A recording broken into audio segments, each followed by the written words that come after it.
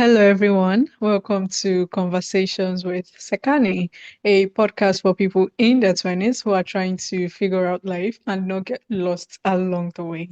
Today's guest is Peter George, a public speaking coach, professional speaker, and six-time award-winning author of The Captivating Public Speaker.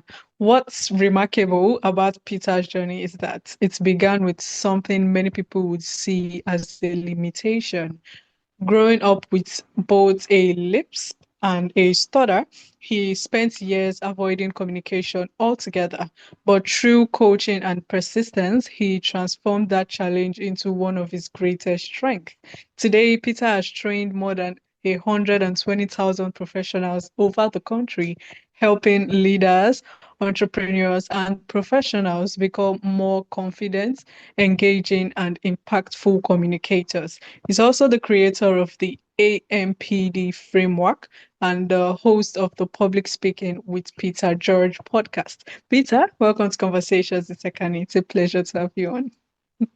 Thanks for having me. It's a pleasure to be here. All right. Okay. So I have so many questions for you, but let me start Sure. from the beginning, actually. All right. So yes, Peter, growing up, with both a lisp and a stutter, it couldn't have been easy, actually. So, what was life like during those years, and how did those experiences, shape who you became? Well, I grew up in Providence, Rhode Island, in the United States, and Providence is the capital of Rhode Island. And like any young boy growing up in the city, if you have a lisp and a stutter, you're probably going to get picked on a lot. But I didn't. I was very fortunate. First of all, I Mm, never spoke than to my friends and my family. So I didn't have to worry about my lisp or my stutter. I never spoke in school. I never answered a question a teacher asked. They knew ahead of time that I wouldn't. So I could avoid all that. But what I found out was if you were good in sports, you didn't get picked on. So I played football, American football, baseball, and hockey. So I played mm. sports year round and I was decent at them. So I didn't get picked on. Unfortunately, a lot of people growing up in that situation do. And I wish that weren't the case. But for me, it wasn't a terrible thing as long as I didn't talk in public. All right. So I would say you had kind of like a pretty interesting childhood, actually. And like you said, some people got picked on, right? Yes. Which I think I could also say that is bullying, actually, which is not good, by the way. But you were able to overcome that. And from what I want to say is, people without, this whole people that don't stutter and people that don't have the issue with, lips, right? They already have a problem with speaking publicly. So you were able to conquer two things, right? You, because personally, speaking publicly is almost like killing myself, right? Like you're telling me to just go jump off the cliff, right? To speak publicly. You were able to overcome that, and you were also, able to speak with what you have, which is the lisp and the, you know, stuttering, right? So how did you do it, first of all? Like, how did you do that, basically? How did I become comfortable with speaking? Yes, how did you overcome speaking publicly? I didn't have a choice. When I got Hmm. into the corporate world, one of my duties was speaking. And I tried to get out of it and I couldn't. And my vice president told me basically either speak or learn to speak Hmm. or find another job. And I had a wonderful job that paid very well. So I didn't want to lose that job. So I went for coaching. Actually, I went for group coaching, and that was good. And I liked it. And what I learned was that I had been studying speaking my whole life just by trying to Hmm. avoid it. I was watching it and seeing it. And it meant a lot to me because I was trying so hard to avoid it. And after the group coaching, I asked if the company would send me to private coaching one on one, which they did. And I became not great at it, but pretty good at it. And I stuck with it. And when people say, why weren't you nervous about failing? It's not that I wasn't nervous about failing. I think everybody is. But when you grow up playing sports, I'm going to go back to that, you fail more times than you succeed in sports. So, or it might even be 50-50, but it's close. You fail a lot in front of other people. So when you have that built into you as a child and growing up with sports, it became easier for me.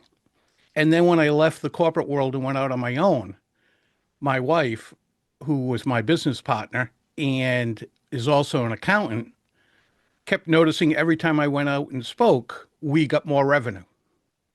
Mm. So she said, keep doing that. Keep going out, speaking more, get more revenue for the company. And it worked out very, very well. Okay. So, from your story, right, I would say it's interesting, by the way. Do you think speaking, right? First of all, what's the psychology behind this whole fear that comes with speaking? Because a lot of people are so scared of, speaking. For instance, personally, I might learn all I have to say behind the scene, and then when I get to front of the people, I totally forget everything. Right. I don't know why that is, but why do you think people are so scared of speaking in the first place?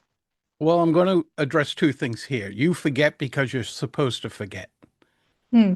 When you have an adrenaline rush, one of the things the brain does is recede in the part that governs memory.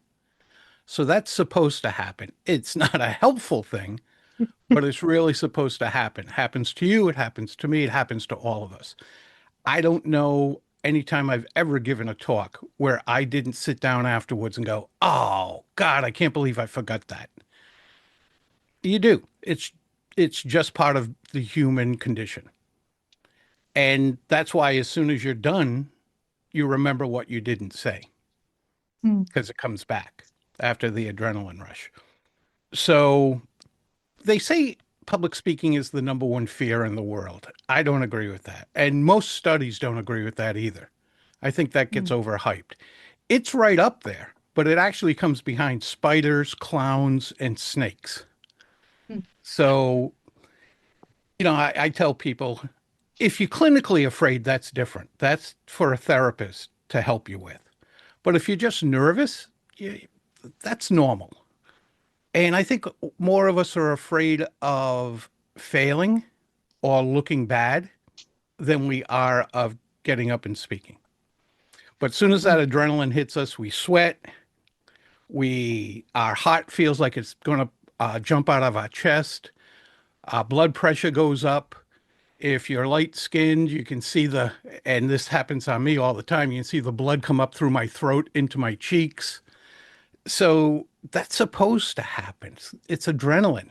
The difference is many of us will say, wow, I'm nervous. Where those who've been doing it for a while say, this is exciting. It's the same Hmm. feeling. When you do something that's an adrenaline rush, jumping out of a plane, base jumping off the side of a cliff or something like that, even going on scary roller coasters. If you enjoy that, that's an adrenaline rush. All the things still happen to you. If you're nervous about something, going on a roller coaster, public speaking, it's the same feeling, but we label it differently. And Ooh.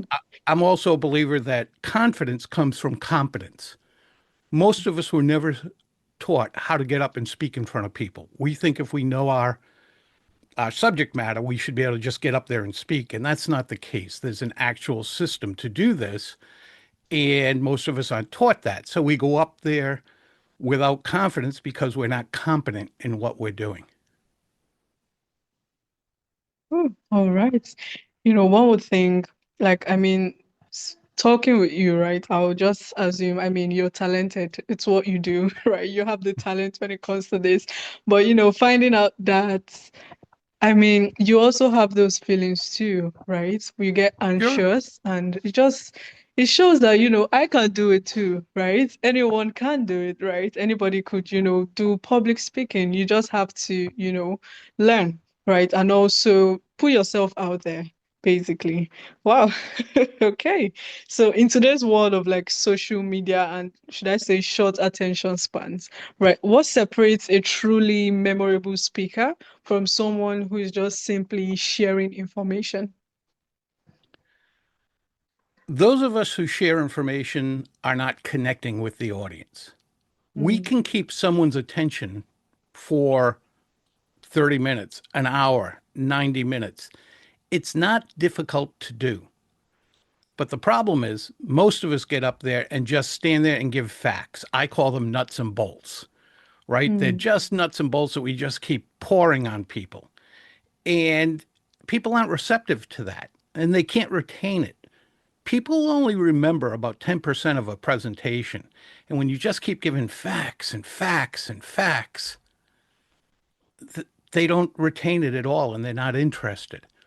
Here's if your listeners take nothing else away from this conversation, I hope it's this. It's not about you. It's about the audience. It will always be about the audience. So if you want to keep their attention, make it about them. Think of this.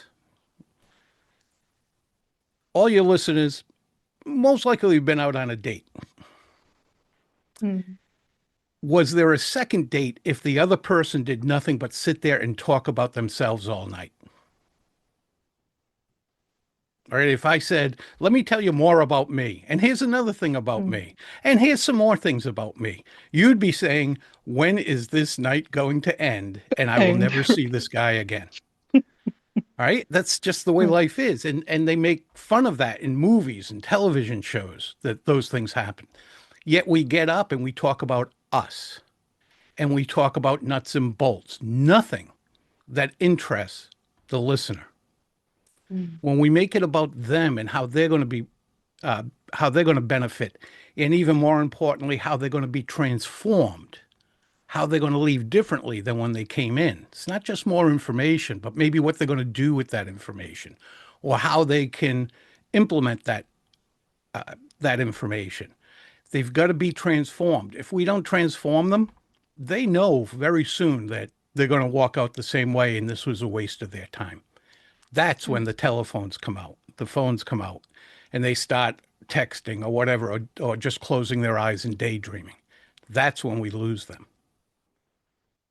wow. Okay. Ah, that one is deeply insightful, I would say, and I definitely just took note of that. Right, like you said, it's not about me, it's about the audience, right? Wow, okay. And interesting analogy when you used, going on a date, right? I mean, if I'm the only one talking, the other person just can't wait to leave, right? And would Right. never come back, right? But, When if it's right.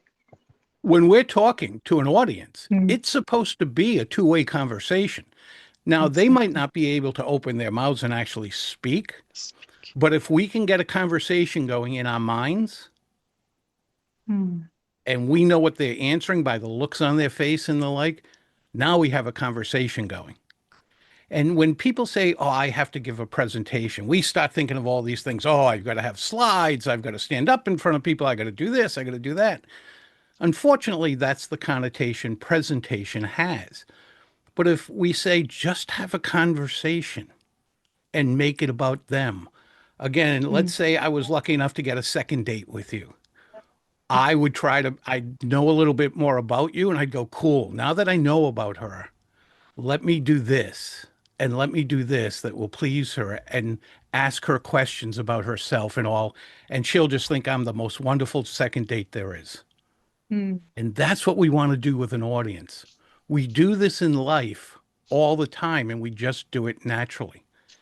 Then, mm, unfortunately, we hear the word presentation and we get all wonky about it and just get nervous and all these things go off in our heads. mm. Ooh, all right. So yes, thank you, Peter. Learning a whole lot already, actually, right? So another thing is, many young professionals, right? They know their subjects, like you said earlier, right? They do know their subject, but they struggle to like communicate it confidently. So what do you think are like practical habits one can start developing today to help them overcome that situation? First one, go right back to it's about the audience. Because when we make it Mm, about us, not only is it bad to talk about us, but think about what we do. What if I forget? What if I don't connect with them? What if I make a mm, mistake? We're making it all about us and we're putting all this weight on our shoulders. If I put that weight on my shoulders and tried to go out in front of an audience, and I've been speaking to audiences for 40 years, if I did all that, I wouldn't be able to do well. mm. And yet that's what we do. What if I, what if I, what if me, what if this happens to me? What if make it about them? Go out and be of service to the audience. This is kind of I have a friend who's a psychologist and he tells me my examples are very elementary, but we're not here for psychology. We're here for speaking. Mm, So here's a very elementary way of thinking about helping other people. If you and I were on a cruise and you fell overboard and right next to me was one of those big round life rings and I threw it to you and it landed 6 feet away from you and you swam the 6 feet, held onto the life ring till they could get a boat to go out to you and save you. When you came back, you wouldn't say, really, Peter? 6 feet? You made me swim 6 feet. You couldn't have thrown that right to me. You would never say that.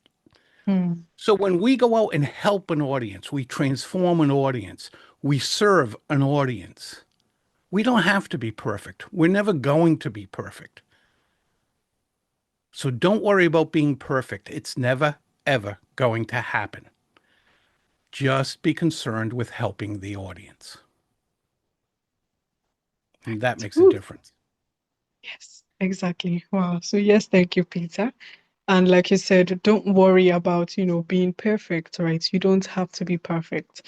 What should be your priority is serving the audience, right? Make it about the audience instead of yourself, right? So, yes. Exactly.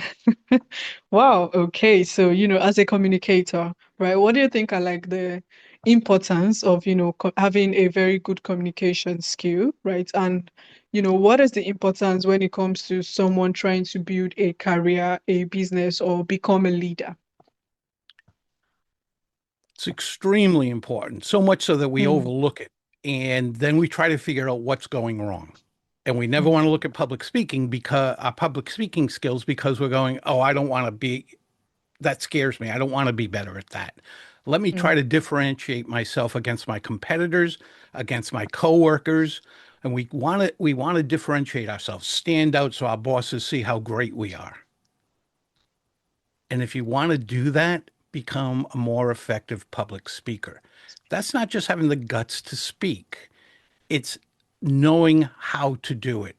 And when you become a more effective public speaker, you're the one who's going to get the promotions and the raises. mm. Or if you own your own company, compete more effectively against a competitor. To differentiate yourself, become a more effective public speaker. That does wonders. Hmm. Noted. I took good notes of that word actually. And yes, it reminded me of a guest I spoke with one time. I asked, like, what do you think is going to be the skill that we would need later in life, right? A very important skill that's going to help us. And he said communication, right? And I feel like it's overlooked, but it's very important. Communication is actually going to, help us later in life. So apart from, public speaking, right, what do you think are ways one can, improve their communication, right? Help us become effective communicators. Think about not just regurgitating facts, not just Mm, showing how brilliant you are in your topic. That bores people. Tell mm, stories. If you want to make a difference, tell stories. You can wrap facts up into stories, but we remember stories. Think of fairy tales or bedtime stories you might have been told when you were young. You mm, probably still remember them. You might not be able to recite them exactly, but you probably can take a pretty good shot at them. Or your favorite book when you were in in school that you can remember that story. We remember stories. We don't remember facts. Just take our daily lives. We can't remember. If you give us three different numbers, we forget them after a while. Yet if you tell us a story, that sticks with us for life. Tell stories. Tell stories. Wow. Okay, so Peter, one thing I've noticed from, our conversation, right? I mean, you just tell us the simplest but the greatest thing, basically. I don't know if I'm saying this correctly. I mean, I felt, if I asked you, you'd have told me one very complicated thing and I have to start overthinking and all. But you just made me realize that it's simple, right? Just, tell stories, focus on the audience. Speak to stand out. Like these are things that, it's not complicated. It's not like it's easy to do anyways, but it's not complicated either. So it's possible, basically. So yes, thank you, Peter. This has been amazing, right? And I want us to talk about, leadership and personal growth, right? So you've coached people from all over the world. So are there Mhm. qualities that, are most effective, like that you see in, most effective communicators, right? Have you seen anything in common amongst those people? Storytelling. Storytelling. All right. Simple. Wow. It's Hmm. storytelling. When I work with clients and just about anywhere, and cultures change. Hmm. They're in the East is different from the West, the cultures, but we're still human beings. And yeah, we might have Hmm. learned things differently, and some things we might react differently to certain things that I'll talk to someone, say, in China, and they'll say, yeah, we can't do that here because it has this connotation. Like, oh, never knew that. And I learn. I've learned so much from my clients, by the way. Hmm. But for the most part, human beings are human beings, and we love stories. There's a reason movies make so much money. We love stories. So you might be saying to yourselves, or your audience might be saying to themselves, wow, he keeps talking about these same things. Yeah, because they're the important ones. When we get up and tell a story, we might forget a part of a story, but most of the time we don't because it's a story and they stick in our heads. When we try to remember facts, they fall out of our heads just like they fall out of the listeners' heads. Hmm. So, one of the things I have to deal with, especially when I'm dealing with executives or people like attorneys and the like, and engineers who are very critical thinkers, these people will say, oh, but this is business. You can't tell stories. The most successful people worldwide that I've ever seen, Elon Musk, Warren Buffett, people like this who are multi billionaires, tell stories. They don't tell facts, they tell stories.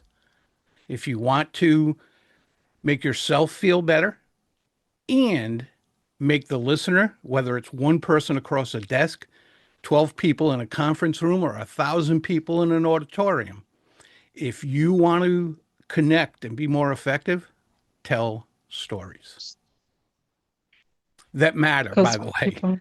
Tell stories that matter. Don't just tell stories that aren't relevant to the subject matter, but learn to take your subject matter and wrap it in stories.